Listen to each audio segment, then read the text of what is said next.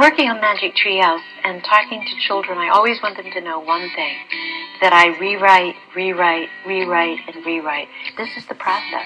And you have to do everything over and over, and then it gets better. I always start with what I think kids are going to enjoy, and I marry that to what I want to learn about. My brothers growing up were my best friends and still are. I have a twin brother and a brother a year younger, and what we had in common was our imagination and make-believe. We were on the back of a picnic table and it would be a ship. We were in a tree and it would be an airplane. So wherever we were, there was a game going on. And I carried that into the Magic Treehouse with Jack and Annie. Annie is a very brave girl, which I was not. She's the girl I wish I'd been. And Jack is more like me, has to cautiously approach most things. But in my imagination, I develop both of those characters. I'm always in some kind of collaboration. It's a work of a team. Will, my husband, he's very involved in Jack and Annie's lives, and he'll suggest things I haven't thought of. Will did the first 8 nonfiction books. Then he got onto other projects, and we talked my sister Natalie, who's a very gifted writer, into taking over his job. My readers are the reason this series exists, and great audiences of kids showed me the way, told me ideas, and I had them vote on ideas. I still do. Did you think they liked these ideas? I think they did, and I noticed when the hands went up, generally, there was a great sort of excitement about deep sea. Jack and Annie might be the first people to ever go down into the deep ocean. And then I start my research.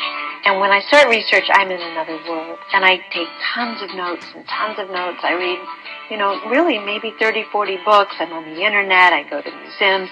Out of my notes, a story starts to create itself. And as I begin to outline, I'm beginning to see the adventure take shape. And they're looking for the secret of happiness.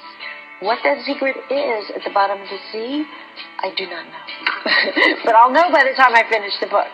And then I start the writing, the chapter writing, and I do it over and over and over.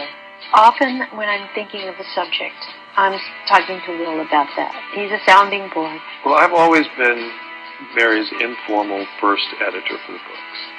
And some days we'll spend an entire morning deciding how a particular kind of magic should work. One of the big questions I always have is, how am I going to get Jack and Annie down in the deep, deep sea when most people don't go there? I have the answer.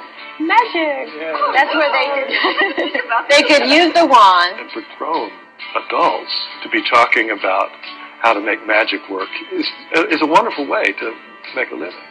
And then in the very end, you have the art being added to the book. The artist, Sal, he's very curious. He always has to have historically or scientifically accurate artwork.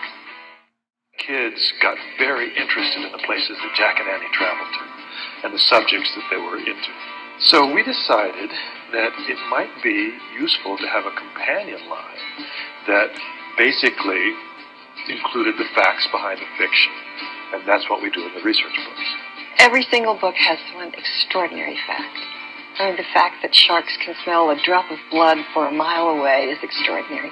And the fact that a polar bear can walk over 3 inches of ice with a huge 700-pound body and disperse his weight, that's fascinating.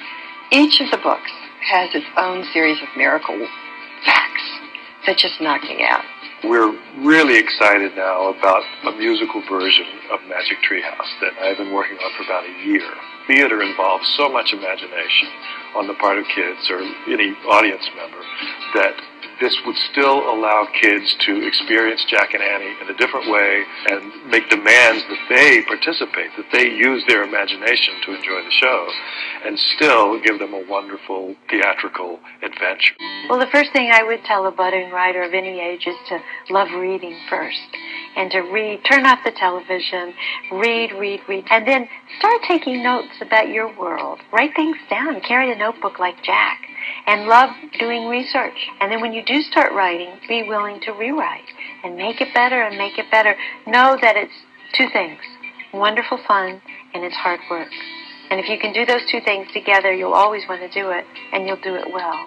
Okay, we've decided. Deep ocean. Cool. Great. Got it. Let's get started.